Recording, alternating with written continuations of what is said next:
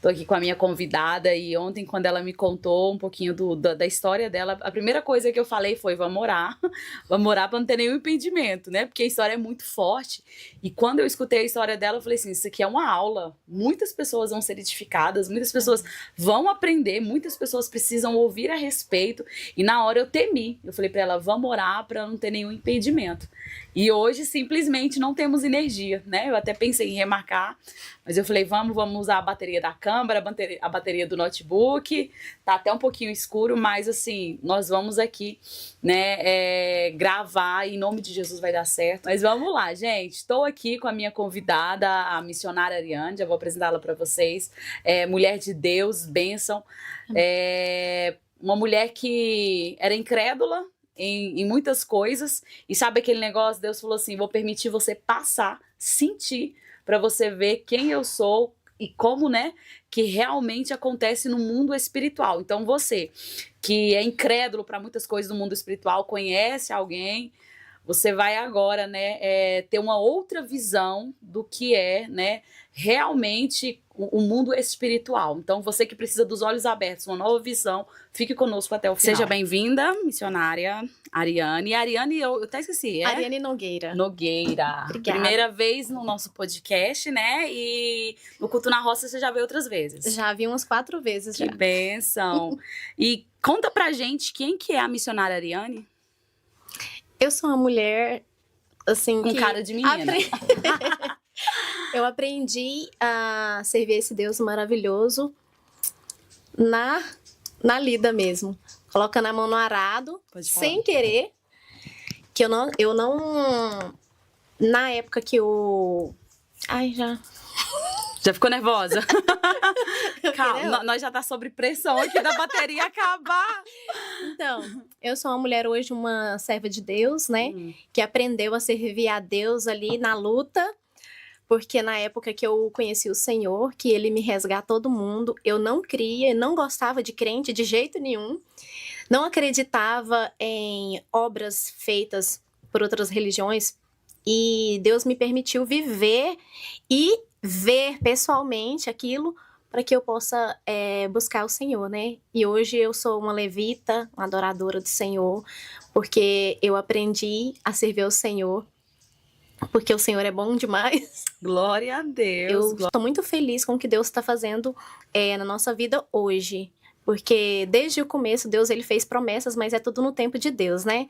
Às vezes eu esperava que fosse acontecer naquele tempo, há 15 anos atrás, mas o tempo de Deus chegou na minha vida. E hoje eu posso glorificar o Senhor, dizer que Ele é fiel com as suas promessas. Então, eu fui criada na religião católica para falar que eu não tinha outra religião, para não falar que não tinha religião, né? Porque antigamente eles falavam assim: nós somos católicos, mas não ia na igreja e não tinha uma vida com Deus. E como que você conheceu a Cristo? Você falou pra mim que não gostava de crente. Gente, eu corria de crente, corria. Eu tinha uma tia minha que morava no lote que a gente morava, que ela era cristã. E assim, o lote todo era uma casa onde tinha várias famílias morando. E tinha uma tia minha que era cristã e ela falava assim pra mim assim: Ariane, você vai cantar. Você tinha quantos anos? Eu tinha 17 anos. 17 anos. Você vai cantar. Na época ela falava pra mim, eu falava assim: não vou não quero não, nem gosto de crente. E aí depois Deus pegou e me mostrou quem realmente são os cristãos. Mas até chegar... Sempre fui muito sapeca. Quando eu tinha 12 anos de idade, eu fugi de casa. Eu conheci um rapaz pelas redes sociais, e aí, pelo Orkut, conheci esse rapaz. E aí eu pedi minha mãe pra me ir lá ver ele. Minha mãe não deixou, peguei carona na BR e fui parar lá em Rianápolis. Quando eu fui pra lá, foi minha foto pra utilidade pública. Eu dava muito trabalho pra minha mãe, até eu fazer 14 anos e conhecer o meu esposo. Com 14 anos você conheceu o esposo? Com 14 anos eu conheci ele. E quando eu conheci ele, minha mãe não queria de jeito nenhum, até ela entender que ele era Deus que estava enviando ele pra minha vida, né? Porque depois que eu conheci ele, eu melhorei muito. Mas quando eu fiz 16 anos de idade, eu engravidei do meu filho. Engravidei de propósito pra De sair de casa. propósito? Engravidei de propósito pra sair de casa, porque eu achava assim que a casa da minha mãe não tava bom pra mim. É aquela conversa que todo adolescente pensa, né? Uhum. Ah, lá fora é melhor, eu vou poder fazer o que eu quiser. Aqui dentro minha mãe me privou de muitas coisas e tal. Mas eu não sabia que ali era um lar abençoado, que minha mãe sempre foi uma mãezona, criou eu e minha irmã sozinha. E eu fui, peguei e casei, mas Deus, ele é tão bom que Deus colocou assim um gentleman na minha vida. Porque meu marido é uma pessoa assim maravilhosa. Colocou um homem de verdade na minha vida e ele começou o propósito de Deus na minha vida. Depois que ele colocou ele na minha vida, que eu engravidei do meu filho mesmo, eu mudei totalmente. Aí eu comecei a ter responsabilidade, eu acho que a maternidade me trouxe isso. Eu comecei a ser mais assim, uma pessoa séria, focada. Porque você é uma criança, né? Com 16 anos, 17. 16 anos. Aí engravidei desse menino, tive o Gustavinho. E aí nós ficamos, nós não ia na igreja, não buscava em nada. Até Deus falar assim, não, tá bom demais pra vocês, né? E aí quando eu fiz 23 anos de idade, Deus, ele permitiu eu passar por uma circunstância na minha vida que eu nunca imaginava que fosse acontecer comigo. Mudou uma pessoa pra frente da minha casa, onde eu morava, e aí esse senhor, ele tinha 65 anos, ele tinha 2 filhas, ele era viúvo, ele. E foi lá em casa perguntar se eu cuidava das filhas dele pra ele trabalhar. Eu falei assim, não, eu cuido sim, eu tava precisando, né, de dinheiro, não podia trabalhar por causa do meu filho, que eu não tinha quem cuidasse dele. E eu fui trabalhar na casa desse senhor. Só que ali era já Deus falando pra mim assim, eu vou começar a tratar você agora. Nossa. Eu vou começar a mostrar as coisas pra você que você não acredita. Eu vou começar a mostrar você vai ver com seus próprios olhos. Você debochava de muitas coisas? Você falava que não acreditava? O povo pregava pra você não dava moral? Uma vez eu fui lá no centro de Goiânia, ali perto daquele Correios, da Praça Cívica, e eu vi uma mulher, me abraçou. Eu tava com meu menino no colo. Pequenininho ele. Aí essa mulher veio e falou assim pra mim assim, Deus te chamou. Você é escolhida de Deus. E eu saí dando gargalhada. Falava assim, nossa, crente é enjoado demais com esse trem de chamado. Nossa. Aí falou assim, ainda falou assim pra mim assim, alguém vai se levantar contra você, porque não quer que você exerça esse chamado de Deus. Aí eu falei assim, ainda falta ela falar que é macumba. Porque tudo pra crente é macumba, tudo pra crente é macumba. Eu criticava muito o crente. Muito, muito. E Deus, ele permitiu eu ir pra casa de um espírita que fazia coisas mesmo assim que me assustou tanto. E eu pude ver com os meus olhos. Então esse senhor, ele, né, tava nessa outra religião. Nessa outra religião. E aí eu comecei a cuidar das filhas dele, trabalhava, as meninas assim, maravilhosas, elas eram apaixonadas em mim. E eu nelas. Só que ali era como se eu estivesse passando por uma escola. Eu pude ver que o mundo espiritual é verdade. E tem muita gente que não acredita, e eu era uma delas, e eu pude contemplar ali com os meus olhos. Contemplar, não. Eu vivi esse momento. Teve um dia que eu tava na casa dele, ele falou assim, você podia dormir aqui com as meninas hoje? Que eu vou ter que sair. Eu fui e fiquei. Aí eu acordei de madrugada, parece que eu tava assim... Eu não tava assim... Não tava vendo nada. É como se eu estivesse assim em outro mundo. Aí eu tava dormindo, a cama tava no centro do quarto. Ele arrastou a cama comigo, dormindo, eu não vi. E em volta da cama, cheio de velas. Tudo isso, você não tinha visto nada? Eu não vi. Eu não vi nada, nada, nada. Aí eu acordei, quando eu olhei pra ele, os olhos dele estavam todo branco. E eu saí gritando, gritando, gritando, gritando. E falei pra ele, eu quero ir embora, eu quero ir embora. E fui embora. Esse homem me deu uma correntinha, ela era redondinha assim, e ela tinha um tanto de... Isso antes desse fato ou depois? Antes de eu começar a trabalhar na casa dele, ele me deu uma correntinha que tinha umas pedrinhas vermelhas e no meio tinha um símbolo. E quando eu cheguei em casa com essa corrente, meu marido falou assim, tira esse trem do seu pescoço. Eu falei, não vou tirar não. Você não me dá presente quando eu ganho presente, você ainda acha ruim? Desse jeito. Aí... O meu marido, o ato dele de amor é servir. E o meu é de presente. Eu achava que tinha que me presentear. E eu falei pra ele, falei assim, eu não vou jogar fora, não. Eu ganhei e vou ficar com ela. Só que depois que eu coloquei essa corrente no meu pescoço, eu transformei. Eu fiquei agressiva dentro de casa. Eu humilhava o meu marido. Eu não cuidava do meu filho direito. Eu fiquei assim, meia aérea. As pessoas falavam comigo, parece que eu tava em outro mundo. E o meu marido falava assim pra mim assim, vamos na igreja? Eu falava assim, não vou não. Eu não vou na igreja não. E aí ele ficava assim, pensava. Teve um dia que eu sentei lá na casa da minha mãe. Cheguei, sentei. E o meu marido veio e sentou do meu lado. Ele me conta que ele tava orando em pensamento. Aí eu olhei pra ele com uma voz estranha e falei pra ele assim, por que você tá orando? Não é pra você orar. Falei pra ele. E você não lembra disso? Ele Eu te não falou. lembro disso. Não lembro. E aí ele começou, meu marido também não era cristão. Nessa época ele começou a buscar a Deus pra Deus me libertar. Que ele viu que era começou espiritual. a ver que era espiritual e eu não acreditava de jeito nenhum, mesmo vendo aquelas coisas, eu não acreditava. Porque eu achava que tava tudo normal. Que o meu marido tava achando ruim porque, tipo, que eu tava ganhando alguma coisa. Porque pra mim, eu tava trabalhando, que eu nunca tinha trabalhado. E ele tava implicando que eu trabalhava. Só que ele tava vendo além daquilo ali, né? E aí ele começou a ir pra igreja. Começou a ir pra igreja, buscar em Deus. E aí teve um dia que eu fui na igreja com ele. Aí cheguei lá na igreja, a pastora pegou e falou pra mim assim, Deus mandou te falar que fizeram uma obra de macumba pra você, mas você vai ver. Deus vai permitir você ver porque você não acredita. E eu, mesmo vendo tudo, eu saí de lá e falei assim, nossa, de novo, vem com esse trem de macumba. E aí, Esté, eu comecei a ver coisas assim que eu fiquei face a face assim, ó, com o próprio demônio. Que ali, hoje eu entendo, assim, que... Porque a nossa luta não é contra carne nem sangue, né? Eu tava lutando ali, o diabo ali, tentando me tirar do foco que Deus me chamou, desde a minha infância, que tinha uma tia minha que profetizava sobre a minha vida. E aí, era como se fosse ele tentando me afrontar pra mim desistir e ir pra aquele lado. E parece que eu tava indo. E aí, nessa época, eu comecei a sair com as amigas minhas. Eu ia pra festa, deixava meus meninos, falava assim, ligava pro meu marido e falava, vem buscar seus filhos.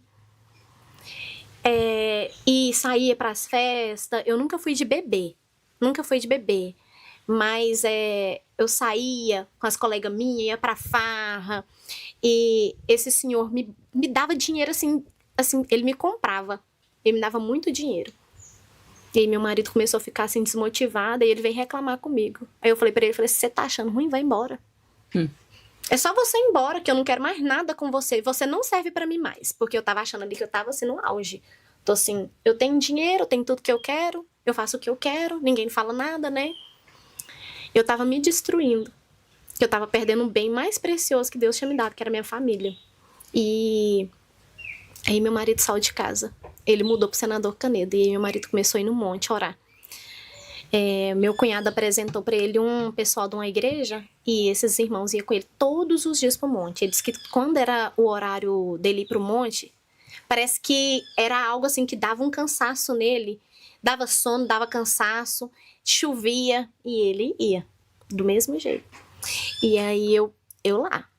Aí eu peguei e falei pro homem lá. Falei assim, meu marido saiu de casa. Ele levou os trem tudo de casa. Levou tudo. Aí ele falou assim, não preocupa não, eu vou alugar uma casa pra você. Aí o que ele fez? Ele foi lá, alugou um sobrado. Comprou todos os móveis da casa do jeito que eu sempre sonhei, né? Comprou tudo pra mim e eu mudei pra lá mais meus filhos. Quando eu mudei, esse homem achou que ele era o meu dono. Eu só ia na casa da minha mãe se ele fosse comigo. Se eu conversava com quem ele quisesse, eu conversasse. Só que ele fazia tudo pra mim. Tudo pra mim. E isso me iludia. E ele me dava tudo o que eu queria, me dava dinheiro, muito dinheiro. E as filhas dele gostavam demais de mim, assim. Eu comecei a achar assim, gente, é uma família que eu queria. Só que ao mesmo tempo que eu tava iludida, tinha dias que eu tava assim na minha casa, assim, aí eu parava assim, falava assim, nossa, eu amo meu marido, gente. O que eu tô fazendo aqui? Aí eu ligava pro meu marido e falava assim, vem aqui me ver. Aí ele ia, chegava lá, ele orava pra mim dentro da minha casa. E eu falava, gente... Aí então que tava lá, quando ele chegava, Esther, eu não sei explicar. Quando ele tava longe, eu sentia falta dele. Quando ele chegava, me dava um ódio dele, uma raiva dele. Eu tinha raiva dele, do meu marido. E ele, assim, sempre muito, assim, educado, sempre muito carinhoso comigo, conversava comigo. E eu, naquela raiva, mandava ele embora. Eu falava assim, eu depois ficava pensando, gente, eu acho que eu tô ficando louca. O que tá acontecendo comigo? Aí teve um dia que meu menino foi pra escola e ganhou aquele Novo Testamento. E eu peguei e falei assim, vamos orar hoje? E aí a Giovana era pequenininha, acho que ela tinha uns 3 aninhos. E o Gustavinho, nós ajoelhamos na beirada da minha cama. Quando eu ajoelhei na beirada da minha cama, começou a dar um vento tão forte dentro do meu quarto. É como se fosse uma cena de filme. E aí começou a ventar forte dentro do meu quarto. E eu comecei a orar, ler o Salmo 91. Aí nesse momento que eu comecei a orar o Salmo 91, começou a descer a escada como se tivesse alguém correndo. Descer a escada correndo. E eu arrepiava todinho. Meu filho falava, mãe, eu tô com medo. Eu saí correndo dessa casa e fui pra casa da minha mãe. Aí eu dormi lá. E eu ligava pro meu marido, ligava, e ele não atendia. E eu chorando. Minha mãe falava, o que foi? Eu não conseguia falar pra ela o que tava acontecendo. E aí foi no outro dia, ele pegou e me ligou. Falou, o que tá acontecendo? Você me ligou um tanto de vez hoje? Aí eu falei assim, eu quero... Você ainda quer a sua família de volta? Ele falou assim, quero. Eu nunca desisti da minha família. Aí eu falei assim, não, então hoje eu quero que você venha aqui, que eu quero ir na igreja. Aí ele, por que você quer ir na igreja? Eu não vim aqui que eu quero ir na igreja. E aí nós fomos. Procurei igreja ali, minha mãe morava lá na Vila Moraes, ali perto do terminal da Praça da Bíblia, nós procurando igreja, não achava igreja aberta. Era um dia que eu acho que não tinha culto, igreja nenhuma aberta. Eu passei ali na rua Nova York e tinha uma mulher varrendo a calçada de uma igreja. Eu falei assim, eu queria que a senhora orasse por mim. Aí meu marido, Adriana, já acabou o culto. Eu, oro por mim, por favor. E aí ela falou assim, não, eu vou orar por você. Entra aqui, porque tá cheio de demônio do seu lado. Ela falou assim, aquele senhor, ele sabe tudo de você. Ele entregou sua cabeça na bandeja pro diabo. Ele quer a sua alma. E esse homem, ele sempre falava assim pra mim assim, eu vou te dar um carro vermelho. Ele me dava dinheiro assim, ó. Vai lá e tira sua habilitação. Eu pegava o dinheiro e gastava. Aí dava de novo, tira sua habilitação que eu quero te dar um carro, mas eu vou te dar um carro vermelho. Eu não entendia por que ele quer me dar um carro vermelho. Não quer carro vermelho, não. E aí, nesse dia que eu fui lá nessa senhora, ela falou pra mim, falou assim, olha, ele te prometeu te dar um veículo vermelho, porque esse veículo, ele foi consagrado a Pombagira. E vai tirar a sua vida. Aí eu peguei, aí Deus permitiu as coisas começar a se encaixar pra mim começar a acreditar. Ela falou assim, esse homem te deu uma joia, e através dessa joia foi consagrada ao diabo pra destruir a sua família, pra destruir a sua vida. Ele não gosta de você, ele tá te iludindo. E foi falando, porque Deus tem um propósito na sua vida e o diabo ele quer destruir isso. Mas Deus ele só permitiu acontecer isso na sua vida porque ele tá tirando as vendas dos seus olhos.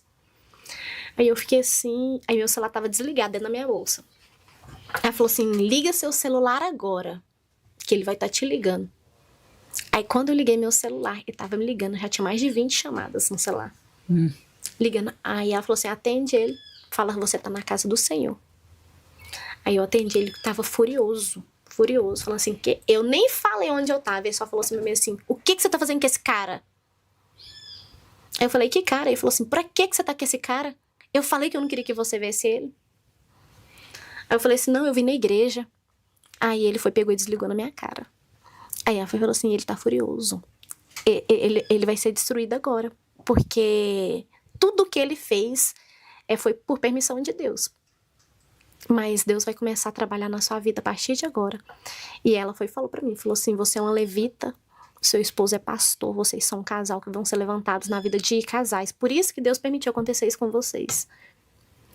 Tudo isso é para que vocês venham mostrar para as pessoas que quando Deus quer fazer algo na vida, pode acontecer o que for, mas um escolhido não tem escolha. Você querendo ou não, Deus ele vai te usar. E eu falei, meu Deus, agora eu creio. E ela foi muito clara, não tem como não crer, não sabia de nada. Assim,